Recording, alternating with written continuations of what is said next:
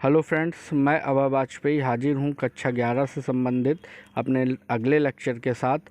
आज हम लोग मापन की द्वितीय यूनिट का अध्ययन प्रारंभ करेंगे और द्वितीय यूनिट में सबसे पहले जो बात है वो है आपकी अल्पतमांक। ये आप देख सकते हैं।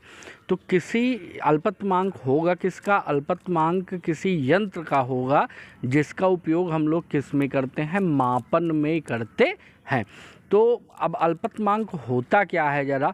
तो अल्पतमांक का मतलब ही थोड़ा सा अगर आप ध्यान दें तो अल्प का मतलब होता है सबसे कम, और मापांक का मतलब है मापी गई जो चीज़ हमें मापनी है।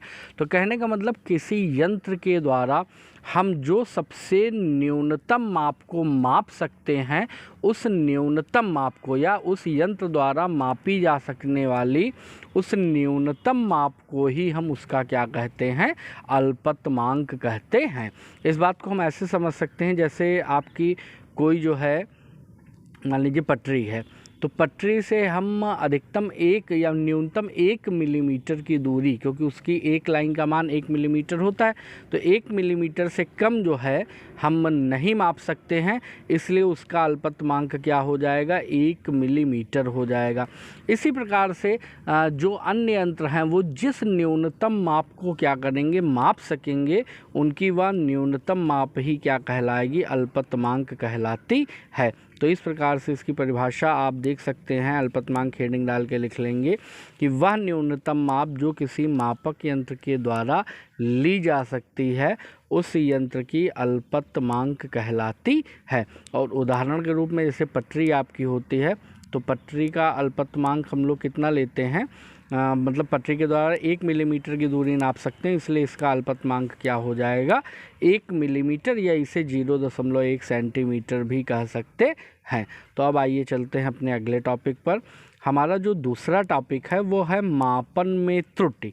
तो मापन में त्रुटि का मतलब क्या है? मापन में त्रुटि का सीधा सा मतलब है, जैसे हमें कोई जो है 10 सेंटीमीटर की लंबी वस्तु दी गई, आपसे कहा जाए कि आप इसकी लंबाई माप के बताइए, और आप 10 की बजाय क्या माप दें? या तो 11 माप दें, या तो 10.2 नाप दें, या 9.8 माप दें। इसका मतलब क्या है कि आप जो माप है वो एग्जैक्ट माप ना मानकर उससे या तो कुछ ज़्यादा मापन कर दें, या तो उसका कुछ कम मापन कर लें। तो जो ये मापन में कमी रह जाती है वही आपकी क्या कहलाती है? मापन में त्रुटि कहलाती है। जैसे अगर 10 सेंटीमीटर हो, आपने 10.2 सेंटीमीटर माप दिया, तो सीधी सी बात है कि वहाँ पे 0.2 सेंटीमीटर की क्या हो गई? त्रुटि आ गई। तो इस प्रकार कि मापन में त्रुटि का क्या मतलब होगा, इस बारे में आप ध्यान दीजिए। मापन में त्रुटि, ये हमारी मेन हेडिंग हो जाएगी। और इसमें क्या कि किसी मापक यंत्र द्वारा मापी गई माप में सदैव कुछ अनिश्चितता होती है, और इस अनिश्चितता को ही हम लोग क्या कहते हैं? मापन में त्रुटि कहते हैं। और जैसा कि मैंने एग्जांपल देकर समझाया कि अगर 10 सेंटीमीटर हम माप उसे हम 10.2 माप देते, तो 0.2 सेंटीमीटर की वहाँ पे क्या हो जाएगी? त्रुटि आ जाएगी। तो अब त्रुटि के बाद हम बात करते हैं, त्रुटियां कई प्रकार की होती हैं, तो उनमें से एक एक करके हम प्रत्येक प्रकार का क्या करेंगे? अध्ययन करेंगे। तो हमारी जो पहली त्रुटि है वो आपकी क्या है? निरपेक्ष त्रुटि। निरपेक्ष त्रुटि का मतलब जिसका मान हम स्वतंत्र रूप से मापते हैं, जिसका मान किसी दूसरे माप पर निर्भर नहीं करता है, वो आपकी कहलाती है निरपेक्ष त्रुटि। ये सामान्य भाषा में हो गया। और देखिए इसकी परिभाषा क्या होगा कि किसी भौतिक राशि के यथार्थ मान तथा मापक यंत्र द्वारा ली गई माप का अंतर ही निरपेक्ष त्रुटि कहलाता है। ये इसकी मैथमेटिकल डेफिनेशन हो गई। जैसा कि अभी मैंने बताया था कि अगर किसी का माप, किसी की लंबाई 10 सेंटीमीटर, हम 10.2 नाप दें, तो 10 में 0.2 में 10 घटाएंगे तो 0.2 जो बचेगा वो अंतर ही क्या कहलाएगा? निरपेक्ष त्रुटि कहलाएगा। इसका मतलब जो हमने त्रुटि की बात की थी, जिस त्रुटि के पीछे, वो किस प्रकार की त्रुटि थी? निरपेक्ष त्रुटि थी। इसका फार्मूलेशन अगर आप करना चाहें तो ध्यान दीजिए, यदि किसी भौतिक राशि का यथार्थ मान हम कितना ले लें? x ले लें, और किसी पटरी या कोई अन्य मापक यंत्र द्वारा जब हम उसकी माप को मापेंगे और अगर माप क्या आ जाए? x डैश आ जाए, तो मापन में त्रुटि डेल्टा एक्स बराबर क्या हो जाएगा, एक्स माइनस एक्स डैश, और इसका मान सदैव धनात्मक ही होगा। क्यों? जो ज़्यादा मान होगा सदैव उससे हम क्या करते हैं, कम मान को घटाते हैं। यहाँ पे देखिए इन्होंने x माइनस एक्स डैश लिख रखा है। जर्नली इसे जब हम लिखते हैं तो delta x is equal x, और ये व्यवकलन का निशान लगाते हैं, x व्यवकलन x डैश। तो व्यवकलन का मतलब ये कि अगर x बड़ा है तो इसमें से x डैश घट जाएगा, और अगर x डैश बड़ा है तो x डैश से क्या घट जाएगा, x घट जाएगा।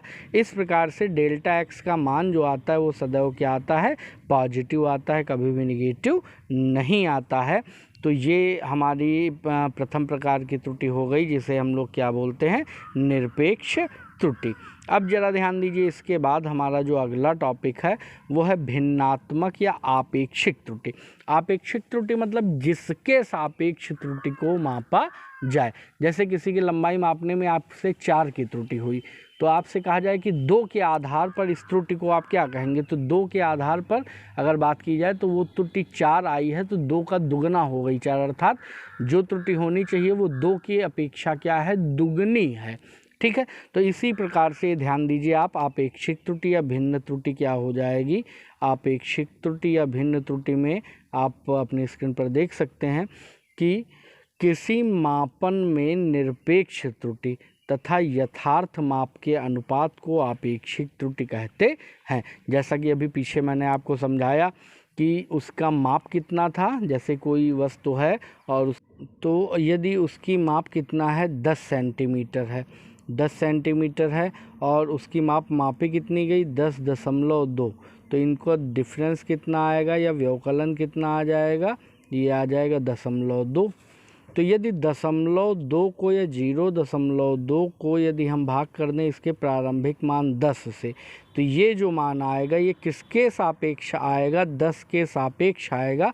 तो इस प्रकार से ये जो मान हमें प्राप्त होता है इसे हम लोग क्या कहते हैं, आपेक्षिक त्रुटि या भिन्नात्मक त्रुटि। तो सीधा सीधा जो भी हमारी निरपेक्ष त्रुटि आएगी उसका यदि हम अनुपात ले लें अपने यथार्थ माप से, तो निरपेक्ष त्रुटि और यथार्थ माप का जो अनुपात होता है वही आपका क्या कहलाएगा, आपेक्षिक त्रुटि कहलाता है।